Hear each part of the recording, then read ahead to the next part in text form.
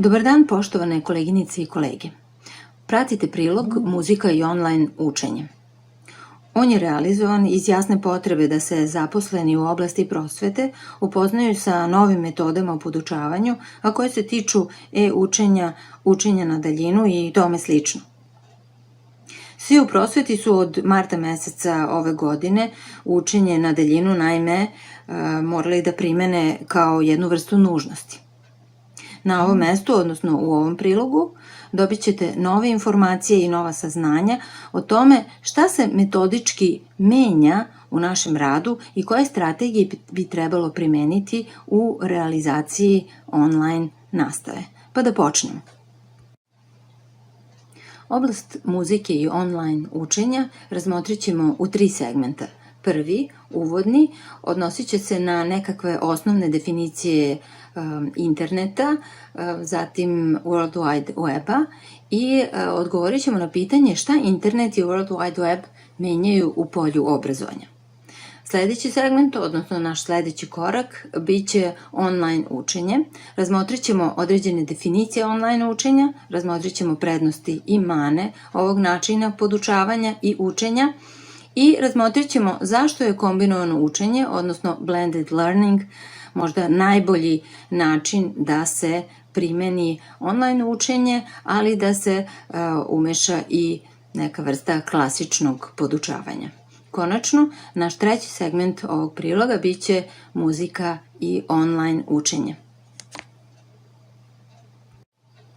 Premda svakodnevno koristimo internet bilo na kompjuteru ili na svom mobilnom telefonu, vrlo malo zapravo nas se interesuje ili ima saznanje o tome šta zapravo internet znači, kako su se odvijale istorijske faze razvoja interneta, pa da krenemo od tih nekih osnovnih karakteristika interneta. Jasno je da je to svetska računarska mreža koja je povezala na hiljade i hiljade računara koje omogućavaju naravno brz protok informacija, brz i efikasan način prezentovanja određenog sadržaja, slanja i primanja određenih dokumenata. Ono što je važno da znamo jeste da je internet jedan medij koji nastoji da sublimiše, znači da usvoji, da usisa sve druge medije. Kada to kažem, onda mislim da mi sada već i knjige možemo da čitamo na internetu, možemo da gledamo filmove, možemo da pratimo radio podcaste, radio programe, možemo da slušamo muziku, dakle da pronađemo note, da pratimo partiture na internetu, što znači da je zaista internet jedan medijum koji je apsorbovao sve ostale medije koje smo do sada koristili i koje i dalje naravno koristimo. Što se pak nekih istorijskih koordinata tiče, umrežavanje više računara počelo je sredinom 80. godina, a već sredinom 90. nastaje internet kakav mi danas poznajemo, tako da se ja sećam recimo da sam se ja uključila u ovu mrežu 1997. godine i od tada, dakle više od 20 godina, koristim sve prednosti i susrećem se, razume se, i sa manama, kao što znamo, koje internet ima. Možda nije loše znati da kada koristimo internet, mi zapravo koristimo određene karakteristike World Wide Weba. A šta je to? World Wide Web ili ono što mi kažemo www je informacioni sistem gde se dokumenti i ostali web resursi identifikuju pomoću specifičnih lokatora. To je ono što vidite URLS, odnosno URL, pa ih ima u množini URLS, a kojima imamo pristup pomoću softverskih aplikacija, takozvanih web brauzera. World Wide Web je ustanovio Tim Berners-Lee 1989. godine i zapravo je ovaj izum bio najvažniji za masovno korišćenje interneta, a u masovnu upotrebu uveden je 1991. godine. Kada se postavi pitanje šta internet i World Wide Web menjaju na polju obrazovanja, jasno nam je svima, bez obzira što nismo konkretno činjenice navodili, da mnogo menjaju na polju obrazovanja.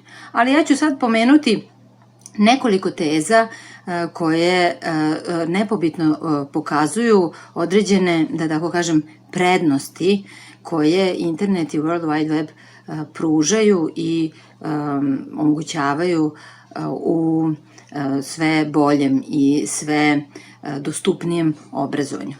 Za početak moramo da priznamo da je, zahvaljujući internetu, dostupnost novih informacija zaista ogromna, da možemo da dođemo do gotovo svih knjiga koje nas interesuju, do jako mnogo stručnih tekstova ili naučnih radova, oblasti za koje smo zainteresovani, i da su ovi izvori vrlo često besplatni, odnosno da postoji jedna vrsta razmene, ako govorimo recimo o bazi podataka Script, jer ako želite neki tekst ili nekakvu knjigu, dovoljno je da uploadujete neki svoj tekst ili neki svoj prilog i bit će vam omogućeno da besplatno preuzmete određene knjige ili stručne tekstove.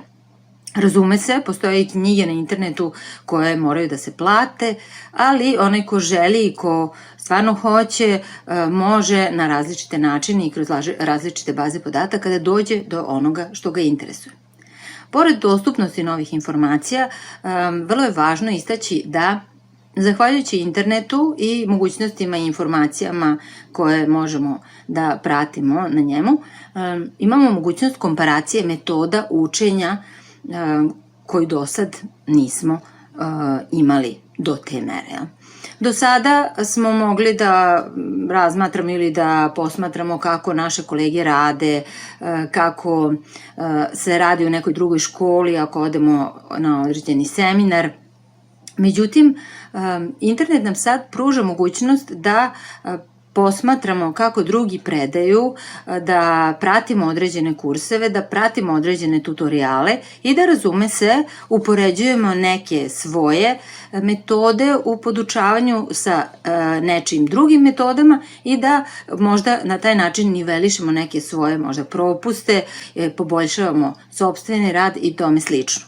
Razume se, to je takođe dostupno i našim učenicima, odnosno studentima, tako da sad moramo da računamo na zauzimanje jednog kritičkog stava, odnosno treba da nam je jasno i to na neki način i povećava odgovornost našu u našem poslu podučavanja, a to je i da naši studenti mogu da posmatraju sve te tutoriale, kurseve, različite predavanja na internetu i da zapravo kritički sagledavaju koje su naše metode i kako mi to predajemo, a kako se to predaje možda u nekoj drugoj državi, u regionu ili u nekoj drugoj školi. Konačno, ono što je dobro u vezi sa internetom jeste da se pomoću interneta omogućava obrazovanje socijalno najširem krugu učenika, studenata i zainteresovanih za učenje. Šta to znači? To znači da je internet stvarno jedan fantastičan prostor za dobijanje besplatnih kurseva i za učenje iz koje oblasti za uzimanje kurseva, pošto su, kao što znate, mnogi kursevi besplatni i određeni ponuđači tih kurseva zapravo imaju u ideji da vi besplatno slušate te kurseve, ali da, razume se, zahvaljujući reklamama koje prate te kurseve, imaju ipak neku dobit. Šta je dobit onih koji uče? To da ne moraju da plaćaju svoje školovanje, odnosno ne moraju da plaćaju sve te kurseve, jer, razume se, veliki broj kurseva je besplatan. I kao poslednju činjenicu koja potvrđuje da je internet veoma značajan i da veoma menja polje obrazovanja, jeste da se obrazovanje da obrazovanje postaje dostupno i osobama sa posebnim potrebama više nego ikada ranije. Razume se da je naše društvo sve više postalo civilizovano i svesno da i osobe sa posebnim potrebama treba da imaju posebne uslove i mogućnosti da se obrazuju. Međutim, zahvaljujući internetu, osobe koje retko napuštaju svoje domove, osobe kojima treba posebna nega, sada uz pomoć interneta i World Wide Weba mogu da zaista proširuju svoja znanja iz svih mogućih oblasti koje ih interesuju.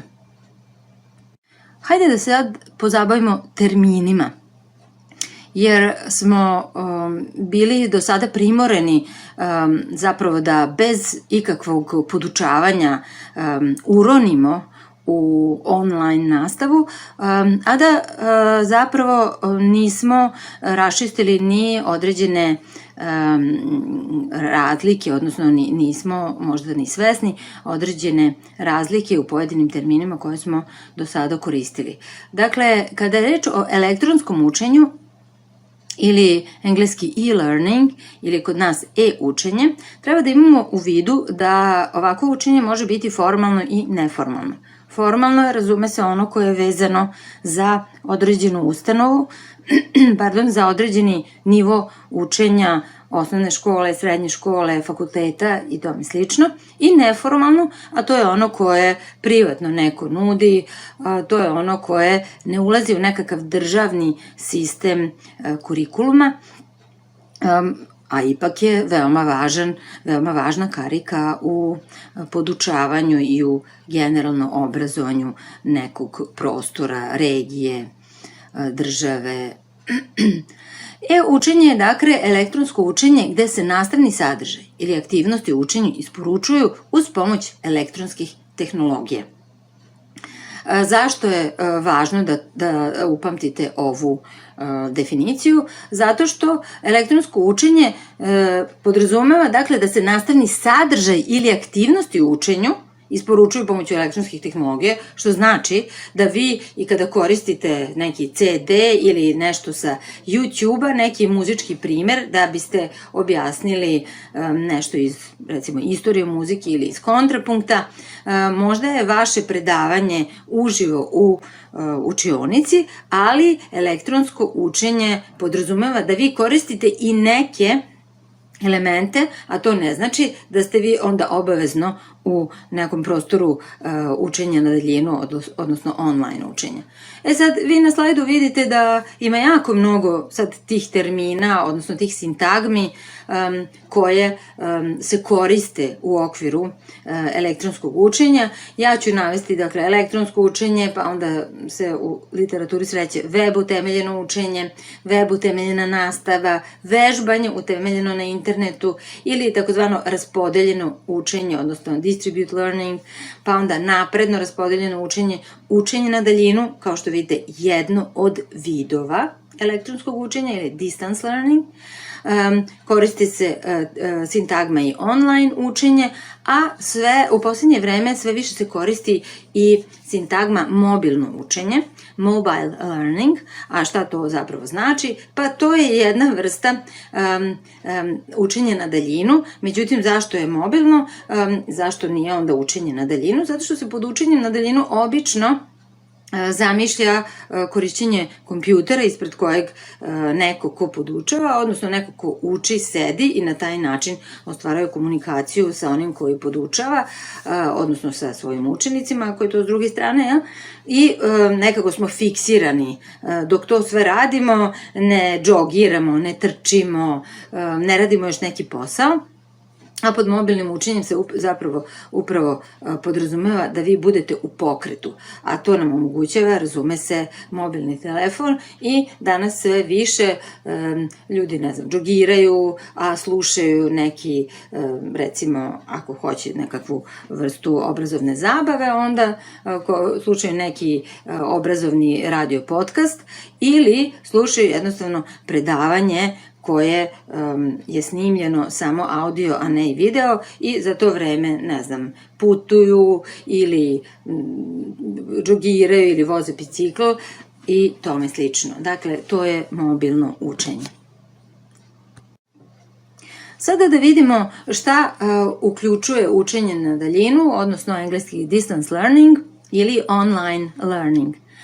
Naglasit ću opet, kao i ono elektronsko učenje, i učenje na daljinu može biti formalno i neformalno u zavisnosti od toga da li je vezano za određenu instituciju, određene državom propisane kurikulume, ili je to jednostavno nekakva privatna školica za muziku ili za engleski jezik koja prati neke svoje kurseve, neki svoj tempo i ritam i ne postoje provere znanja koje bi davale određene sertifikate koje važe u različitim situacijama pri zapošljavanju ili u nekim nastavku školovanja, na primjer. Učenje na daljinu, distance learning, je, verovali ili ne, nekad značilo i učenje iz knjiga. Dakle, kad smo mi nekad učili pre 20 i 30 godina u školama, kad mi odemo kući i čitamo iz knjige, to je učenje na daljinu. Dakle, mi podučavani smo u školi, a na daljinu odemo kući i učimo iz knjiga. Sada je to, međutim, ono učenje koje nam omogućava internet. Šta to znači? Učenje na daljinu podrazumeva obavezno odsustvo prisutnosti fizičke u jednom prostoru, to jest nastavnik i učenik su fizički razdvojeni. Učenje na daljinu može biti u realnom vremenu, to je ono kada pomoću različitih programa, recimo u Google Hangouts ili u Meet ili u Skype-u ili u bilo kom drugoj vrsti tog nekakvog online direktnog susreta, možemo da podučavamo i vrlo često u iskustvu od vremena uvođenja vanrednog stanja mi znamo da su uglavnom muzičke škole radile u realnom vremenu, pogotovo kada je bilo u pitanju individualna nastava. Dakle, prosto smo se dogovarali, ili ste se dogovarali sa svojim učenicima i onda u realnom vremenu učenik svira, vi dajete primjedbe i na taj način se odvija nastava. Međutim, razume se da online učenje ili učenje na daljinu može da se odvije i u odloženom vremenu. Za tu svrhu se koriste određene platforme. Lično ja sam koristila sve ovo vreme platformu Trello zato što je bila besplatna, zato što je bila laka za rukovanje i zato što sam već još pre 2 godine zapravo koristila platformu Trello. I onda nekako sam ostala na njoj, jer omogućava da se materijali uploaduju, da svi koji su vezani za određeni takozvani board, odnosno odeljak u Trellu, oni mogu da prate sve što sam ja, da se kolokvijalno izrazim, zakačila na Trellu, a to znači da sam ja uploadovala i moje audio predavanja i moje prezentacije i stručne tekstove i naučne tekstove koje su studenti mogli da slušaju i koriste. Moguće je da ste i vi radili neka predavanja u odloženom vremenu, što zapravo znači da student može i kad ja završim određeno predavanje, to je kao i televizija na odloženo gledanje ili radio na odloženo slušanje, i ovde isto su konkretno moji studenti na platformi Trello imali sve vreme moja predavanja i kad god su hteli u bilo koje doba dana i noći mogli su da kliknu na odgovarajuće polje i da preslušaju bilo koje od mojih predavanja koje sam uploadovala. Danas se sve više upotrebljava takozvana Canvas platforma ili Canvas platforma koja je po mojim saznanjima konkretno za visoko obrazovanje najpodesnija, a konkretno na Novosadskom univerzitetu koristi se platforma Sova koja u stvari koristi Moodle program i pokazala se kao veoma pogodna. Zašto? Zato što kada se u Moodle otvori jedan predmet, isto kao što sam ja radila na Trellu, vi možete da uploadujete i svoje predavanja, i video priloge, i svoje tekstove, i ono što je možda naprednije nego kod Trella, vi možete preko Moodle platforme da organizujete i testiranja.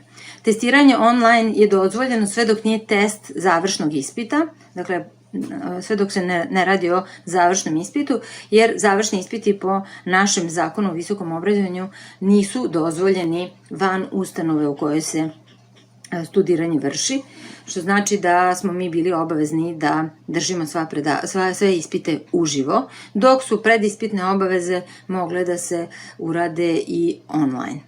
Šta su prednosti učenja na daljinu? Učenik može da ih koristi kad god hoće, te priloge koje smo mi pripremili i stavili na odgovarajuću platformu. Šta su mane? Jeste to što oni učenici koji su odgovorni i koji su vredni, oni će napraviti nekakav disciplinovan raspored i preslušat će sve ono što im se ponudi, bilo na Moodle platformi ili na platformi Trello, ali, nažalost, oni studenti i učenici koji nisu toliko disciplinovani, koji nemaju razvijene radne navike, teže će savladavati gradivo jer neće biti nastavnika da ih na neki način ohrabruju i da ih navode na savladavanje znanja. Dakle, online učenje je veoma pogodno za one koji imaju razvijene radne navike, za one koji su stvarno jako vredni, ali za one koji su možda malo razbarušenije, raspolažu svojim vremenom, njima je, razume se, teže. Sada da vidimo kakvi se tu kursevi mogu da organizuju bilo u oblasti muzičke umetnosti ili u nekoj drugoj oblasti. Generalno se, što se tiče kurseva u online nastavi, razlikuju dve vrste kurseva, to su MOOC-ovi ili MOOC i SPOC-ovi. MOOC je Massive Open Online Course, ili, dakle, masivni otvoreni online kurs, a SPOC je Small Private Online Course, što znači da je to mali privatni online kurs i skoro da je jasno iz ovih naziva da su MOOC-ovi kursevi koji su namenjeni velikom broju studenta i učenika, dakle možda ih prati 100, 200, pa čak i vidjet ćemo više hiljada učenika, dok su Small Private Online Courses ili SPOC-ovi manji kursevi koji obuhvataju manje korisnika, pa se zato nekako i nazivaju privatni, jer ih prati možda 10-15 studenta, to su neki specifični kursevi i oni jednostavno nemaju tako široku publiku. MOOC i SPOC su danas dva najčešća vida podučavanja na univerzitetima ili na drugim obrazovnim institucijama. Prvi MOOC je emitovan 2011. godine sa Stanford univerziteta u Americi. Taj kurs je bio organizovan, taj MOOC je bio organizovan na temu veštačke inteligencije i zna se da je tom MOOC-u prisustvovalo 160.000 studenta.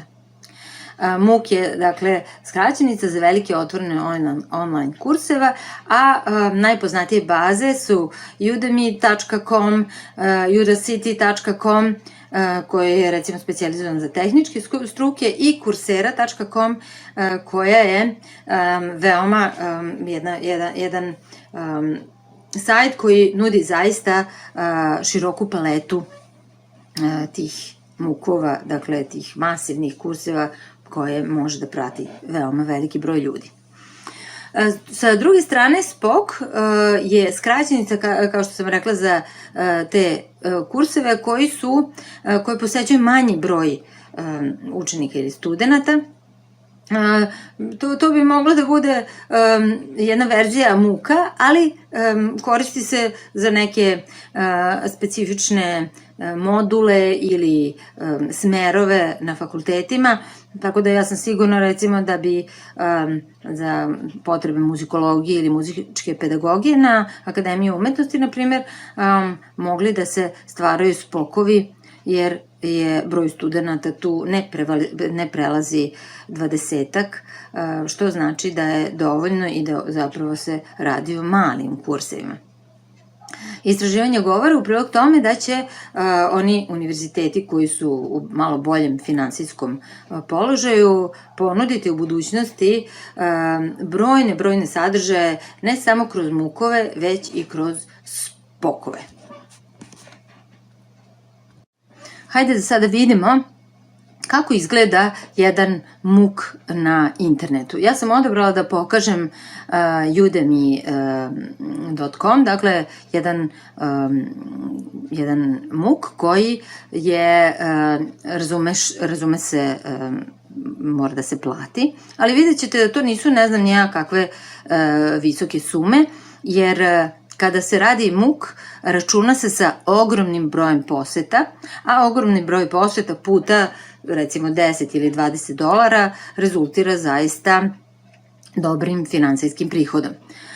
Kada otvorite sajt udemy.com, vidjet ćete da je to jedan sajt koji je posvećen učenju muzike i kad kliknete i ukucate tamo u prostoru gde se traži ključna reč i ukucate music, dakle vi dobijete brojne kurseve koje nudi Udemy. Oprostite, dakle Udemy nudi i muzičke kurseve, a i neke druge, ali evo vidite već na slajdu da postoji ključna reč muzika, pa muzička teorija, pa muzička produkcija, pa muzički biznis i muzički marketing, pa onda specifični jedan odsek koji se tiče elektronske muzike, pa onda muzičke teorije za pop i rock muzičare, što onda govori o širini tema koje Udemy nudi kroz MOOC kurseve. Ja sam za primjer preuzela, odnosno kliknula na Music Theory za elektronsku muziku.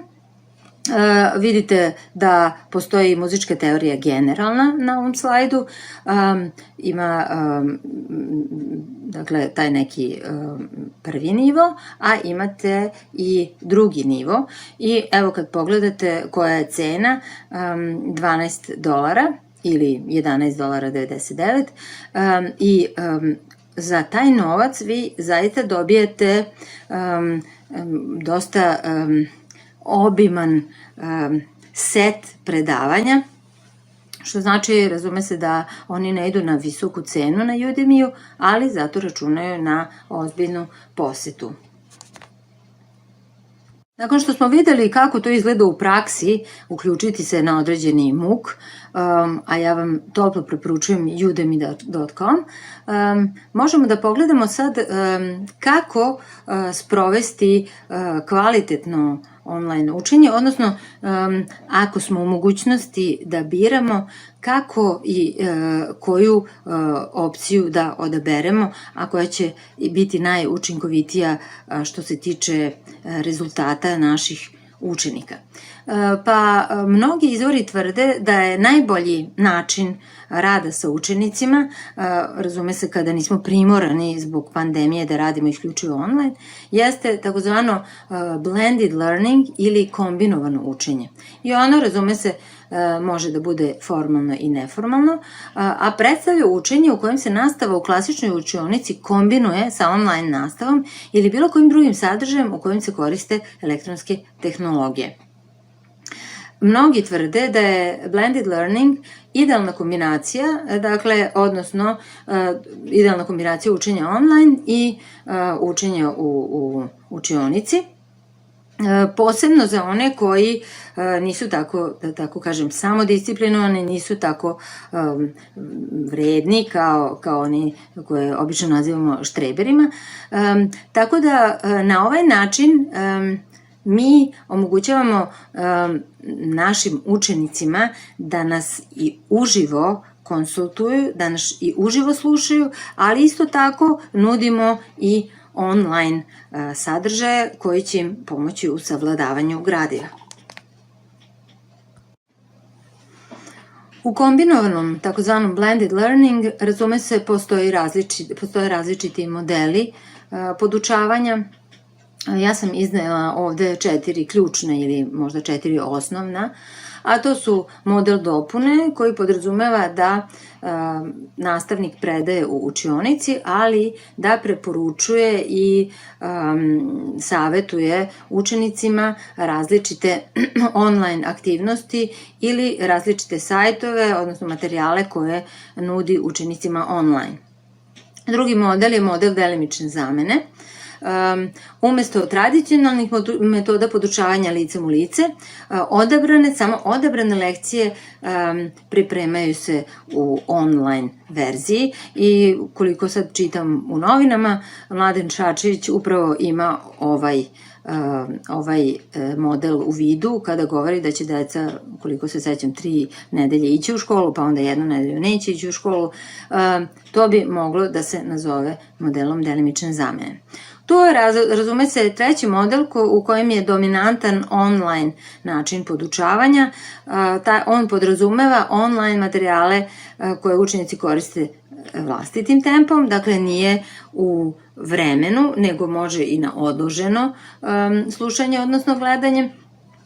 I model dominacije online podučavanja podrazumeva minimalno zadržavanje u učionicama, minimalno podučavanje u učionicama i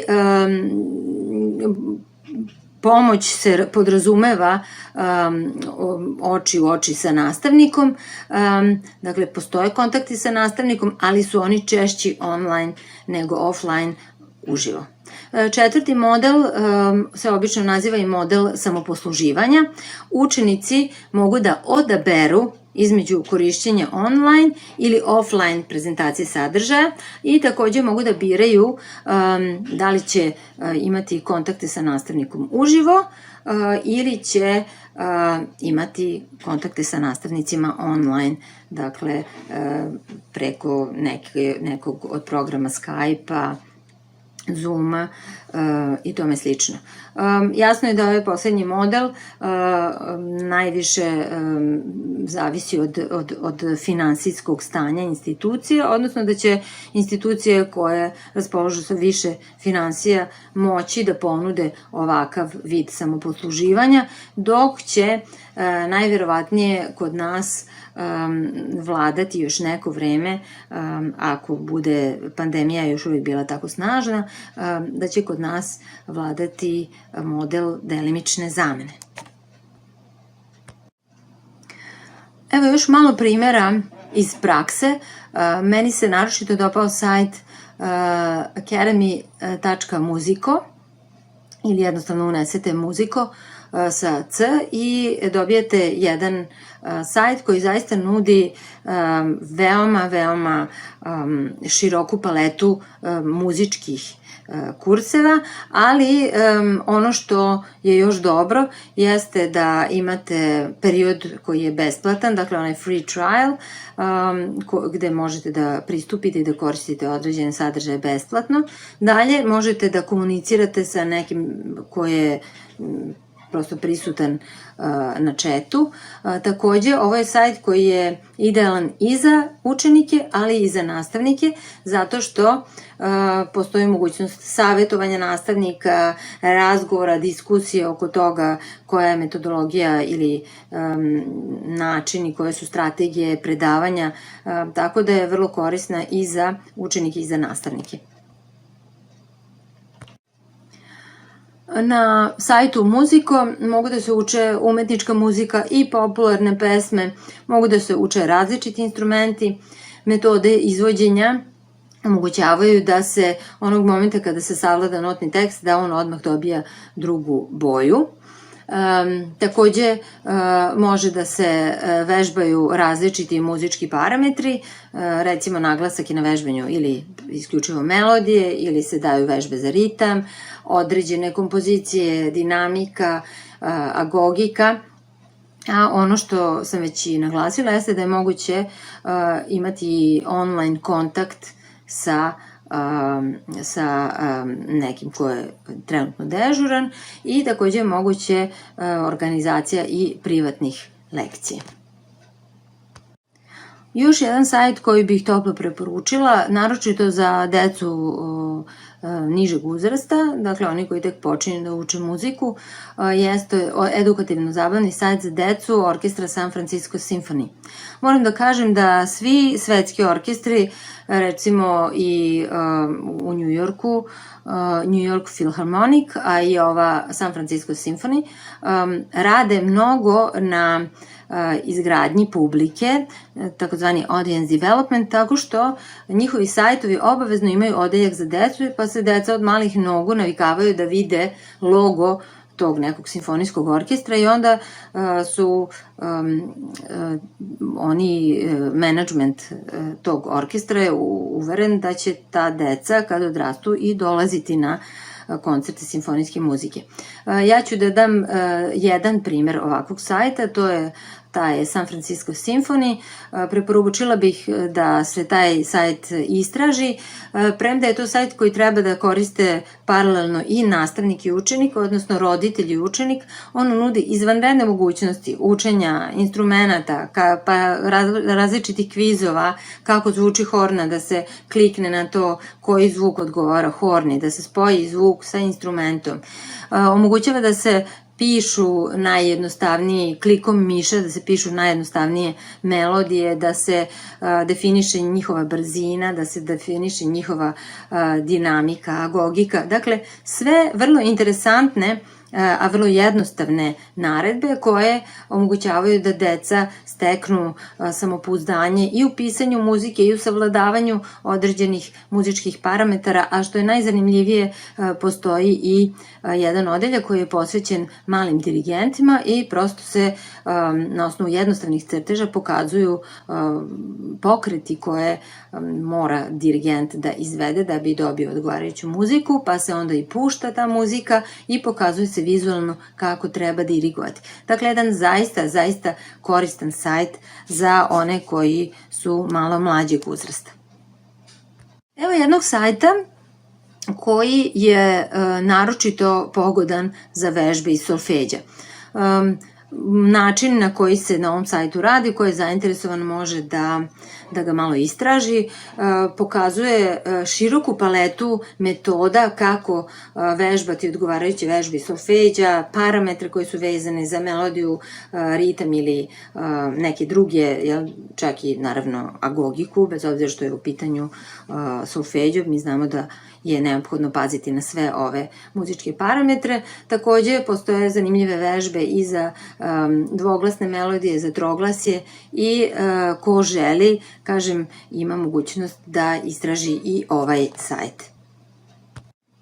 Nakon svih ovih informacija, terminologije i metoda koje smo pominjali, jasno je da su naši zadaci kao nastavnika, odnosno profesora, u značajnoj meri postali složeniji nego što su nekada bili, pa kada pogledamo kakav je to profil nastavnika online nastave, možemo se složiti da je to neko ko ima solidno znanje iz engleskog ili nekog drugog stranog jezika, da mora da ima i solidnu računarsku pismenost, da je neophodno da neprekidno pohađa ili sluša kurseve celoživotnog učenja, a ja ću reći da Zavod za unapređenje obrazovanja i vaspitanja, takozvani ZUOV, nudi u poslednje vreme veoma veliki broj online kurseva, posebno koji se tiču online nastave.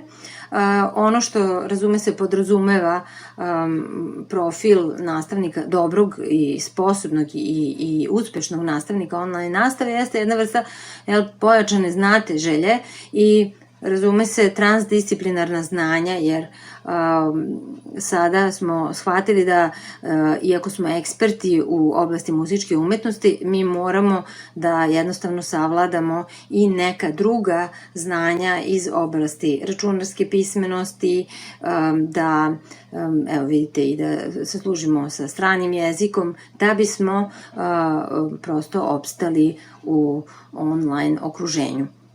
Takođe smo uočili da online nastava u značajnoj meri smanjuje naše slobodno vreme koje je ovako bilo veoma oskudno. Dakle, mi jednostavno moramo više vremena da potrošimo da bismo realizovali jedno prosječno predavanje u VR-u, dakle u virtual reality uslovima. Uočili ste da morate mnogo više da se posvetite studentima, da oni sad vas kontaktiraju i e-mailom i telefonom i da ste zapravo mnogo više sa svojim učenicima nego što je to bilo kada je nastava bila u školi. I ja bih rekla da profil koji se sada od nas zahteva u ovim novim uslovima jeste da spojimo dva principa podučavanja koje su do sada najosnovnije i najpoznatije, a to su takozvani princip Levka, a to je iznošenje sadržaja u vidu neke ex katedre lekcije, bez da se učenici involviraju, bez te takozvane interaktivne nastave i da se taj princip Levka spoji sa takozvanim principom iskre, a to je učenje kroz stalne primere kroz koje se znanje iznosi, recimo kao iskra. Jasno vam je iz svega ovoga da je naš posao sad postao mnogo složeniji i da će nam trebati ipak jedno vreme da se prilagodimo uslovima, a za šta će nam dobro doći nekoliko saveta. Šta je neophodno da bismo se malo usavršili i da bismo zaista se osjećali samouvereno u ovim novim uslovima u kojima radimo, u uslovima učenja na daljinu. Pre svega je važno da nekakvu osnovnu obuku o informacionim tehnologijama prođete. Ima jako mnogo online kurseva i jednostavno ukucate ključne reči na YouTube-u i dobit ćete određene tutoriale koji su nam stvarno potrebni da bismo se snalazili u online nastavi sa kompjuterom. Zatim treba da imamo u vidu da nemaju sva deca jednako kvalitetnu opremu ili jednako kvalitetan Wi-Fi, pa da imamo razumevanje ili da smislimo neke strategije kako i njima da pomognemo. Dalje, vrlo je važno da, iako smo i do sad, razume se, radili teme tako da budu stimulativne i da sadržaji budu raznovrsni, jer jednostavno vreme je tako da naši učenici, da naši studenti imaju veoma uzbudljive sadržaje preko interneta, mobilnih telefona i da mi svojom sadržajnošću i inventivnošću u nastavi možemo da pariramo takvim uzbudljivim sadržajima online. Takođe bih vam savjetovala da svi nekako imamo na umu limite online nastave i da se ne stresiramo ako nismo u stanju sve da izvedemo odmah i sve da izvedemo onako kako nalaže plan i program. Jednostavno potrebno je neka vreme prilagođavanja i razume se da ne možemo preko noći da savladamo sve izazove koje nudi online nastava. Ono što je takođe jako važno jeste da, budući da nemamo toliko mogućnost prisustva, fizičkog prisustva u učionici, odnosno razgovora licem u lice, naše lekcije, naše prezentacije moraju biti izrazito jasne, sa izrazito jasnim sintagmama, sažete, a ipak dovoljno informativne i da pružaju jasne poruke i jasne sadržaje koji se tiču određene lekcije. Možda ne bi bilo loše da obezbedite jedan dokument sa takozvanim često postavljenim pitanjima, da ih pošaljete učenicima, da bi oni, ako su u nedoumicama, da ta često postavljena pitanja grupišete pod određene teme i onda da im ponudite, zato što ćete tako skratiti i njima put do određenih lekcija, a i sebi ćete uštedeti na vremenu da svakom pojedinačno odgovarate na takva neka pitanja, a sigurno ćete primetiti u toku svoga rada da se neka pitanja često ponavljaju. Takođe bih preporučila da se jedan dan u nedelji odredi, recimo sreda ili petak od 5 do 7 uveče, konsultacije 1 na 1 preko Skype-a ili nekog drugog programa, jer će to mnogim učenicima značiti taj neki lični kontakt licem u lice, bez obzira što ako deluje da oni vole i da im je zgodno online učenje, svako voli lično da porazgovara sa svojim nastavnikom ili profesorom. I takođe bih preporučila da posetite sajt Zavoda za unapređenje obrazovanja i vaspitanja. On je sad nedavno i promenio ime, ali još uvijek je web sajt isti. Proverite taj web sajt i sigurno ćete naći nešto za sebe. Preporučujem i da se, što bi se reklo, subscribe-ujete, odnosno da se upišete na njihovu listu tako da bi vam stizala stalna obaveštenja, jer u tim obaveštenjima dobijate i informacije o tome kada se organizuju besplatni kursevi, na koje teme, i na taj način opet možete biti stalno na izvoru informacija, što će vam u mnogome olakšati online nastavu.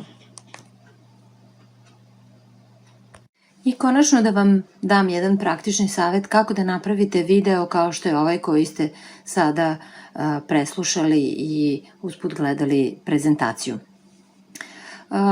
Ovo je po meni dosta korisno i ukoliko stvarno nastava bude u septembru i nadalje bila više online, možda će biti korisno da pojedine lekcije uradite na ovaj način, jer deluje kao mali dokumentarac i bit će sigurno mnogo zanimljivije nego samo čista prezentacija. Za početak moram da vam kažem da vam je potreban Office program koji je iz 2010. ili mlađe, znači 2012. 15. Zato što ranije Office u PowerPoint prezentaciji nemaju određene opcije koje će vam biti potrebne. Dakle, otvorite novu PowerPoint prezentaciju, naslovite sa novom lekcijom, zatim napravite slajdove, tako da na svakom slajdu obrađujete po jedan aspekt vašeg predavanja, dakle nemojte pretrpavati slajdove. Potom uzmite vaš mobilni telefon i za svaki slajd snimite između 2 i 5 minuta, znači od 2 do 5 minuta određene priče, odnosno govora o tom nekom aspektu koji ste odabrali na slajdu. Vi ćete, razume se, snimiti onoliko fajlova na vašem telefonu, audio fajlova, govora, koliko imate slajdova. Tako da kada priključite telefon na kompjuter i prenesete te zvučne fajlove, imat ćete, recimo ako imate 10 slajdova, imat ćete i 10 zvučnih fajlova. Drugim rečima, molim vas da posle svakog slajda prosto prekinete snimanje i na taj način ćete imati recimo 10 slajdova, ako ste toliko izabrali, i 10 zvučnih fajlova ili audio fajlova. Kada importujete te zvučne slajdove, preporučujem da ih importujete u jedan poseban folder koji ćete nazvati zvučni fajlovi za lekciju tu i tu, tako da vam bude lakše da odatle vadite zvučne fajlove i vezujete ih za odgovarajući slajd. Zatim otvorite PowerPoint prezentaciju, otvorite prvi slajd za koji vam je potreban prvi zvučni fajl i kliknite, kada otvorite taj slajd, kliknite na opciju Insert koja je u gornjem levom uglu. Znači prvo imate gornji levi ugao File, pa Home, pa Insert. U Insertu ćete pogledati na samom kraju, kad kliknete na Insert, vidjet ćete na samom kraju pojavljuju se 3 ikonice. Jedna je, piše video, jedna je audio i treća je Screen Recording. Vi ćete, razumete, odabrati audio. I kada kliknete tu malu strelicu ispod audio, onda ćete dobiti dve opcije. Audio on my PC ili record audio.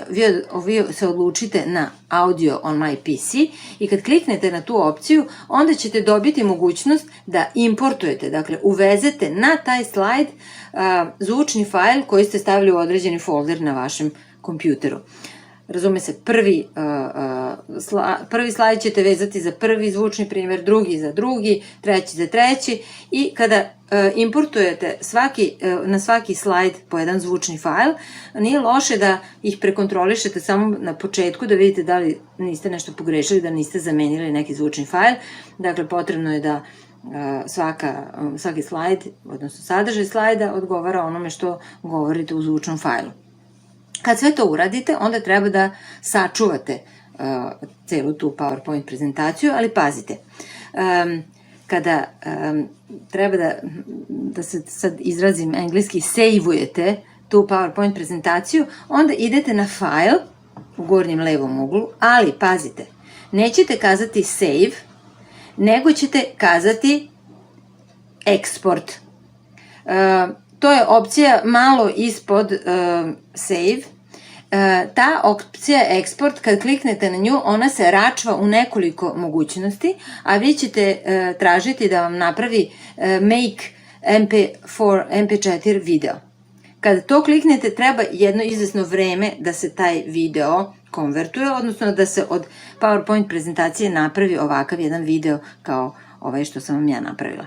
Kada se to sve zatvori, onda možete da kliknete na PowerPoint prezentaciju i svaki slajd će trajati onoliko koliko traje vaš zvučni primer, tako da tu nije nikakav problem. I na taj način napravit ćete male dokumentarne filmove koje ćete moći da stavite na svoj drive, pošto je to dosta veliki fajl, i onda ćete moći da kliknete na taj dokumentarni film u drive-u desnim dugmetom i dobit ćete opciju Share Link. To znači da svim vašim učenicima možete da šerujete taj link iz drive-a, jer će oni jako teško moći da ga downloaduju. Kažem, veliki je fajl i užasno mnogo vremena će tražiti da se downloaduje. Ali ako ga vežete za vaš drive, onda će svako moći direktno iz vašeg drive-a da gleda samo taj video, to je samo tu prezentaciju i ništa drugo iz vašeg drive-a, što je opet veoma dobro jer vi želite da podelite sa vašim učenicima samo tu jednu prezentaciju, a ne nešto više. Na kraju bih želela da vam se zahvalim na pažnji, nadam se da vam je ovaj prilog bio koristan. Literaturu koju bih vam ponudila vidite na slajdu. Ukoliko vam je potrebno, ja vam mogu poslati i neku dodatnu literaturu. Imam odličan zbornik radova, učenje muzike preko MOOC-ova, to je ovaj poslednji izvor koji sam navela. Rado ću vam ga poslati zato što su u tom zborniku uključeni radovi koji razmatraju podučavanje muzike iz različitih aspekata i u tom smislu mislim da je taj izvor veoma dragocen. Hvala vam još jednom na pažnji i želim vam uspešan početak školske godine.